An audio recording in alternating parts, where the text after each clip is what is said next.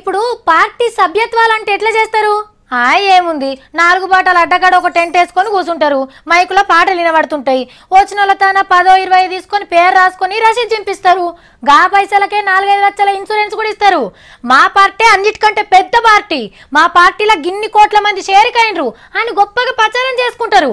Party పేరు, party గుర్తు, జెండా కలర్లు తప్ప ఆ పార్టీ గురించి ఏం తెలవని వాళ్ళకు కూడా సభ్యత్వాలు చింపిస్తారు. దీనికి లీడర్ల నడుమ పోటీలు కూడా నడుస్తుంటాయి. పెద్దసారి కంట్ల పడేందుకు కానీ ఒకళ్ళు ఇప్పుడు పద్ధతి మార్చిండ్రు. వీళ్ళంతా జనసేన పార్టీల పెద్ద లీడర్లు అయితందుకు పరీక్ష రాస్తుండ్రు. ఏ పార్టీలన్నా షరిక చేసుకోవాలంటే ఎంత పైక ఉన్నది, కులబలం ఎంత, పతారెంత ఉన్నదని చూస్తారు. కానీ పవన్ అన్న మాత్రం మీ ఏరియాలో ఏం సమస్యలున్నాయో రాయమని పరీక్ష పెట్టిండు. వెనక సిరి స్పీచ్ల పరీక్ష పెట్టిండు. మంచిగా రాసినోళ్లను రాతగాళ్ల కింద, మంచిగా స్టేజ్ ఎక్కి స్పీచ్లు దంచిన వాళ్ళను మాటగాళ్ల కింద తీసుకుంటారట. పార్టీల షరీకైతందుకు ఇంత కష్టపడి పరీక్షలు రాస్తుండ్రంటే వీళ్ళను తారీఫ్ చేయాల్సిందే. కానీ ఇలా ఎవరిని పాస్ చేయాలనో ఎవరిని ఫెయిల్ చేయాలనో అన్నది కూడా పవన్ అన్నకు ఇంతకంటే పెద్ద పరీక్ష.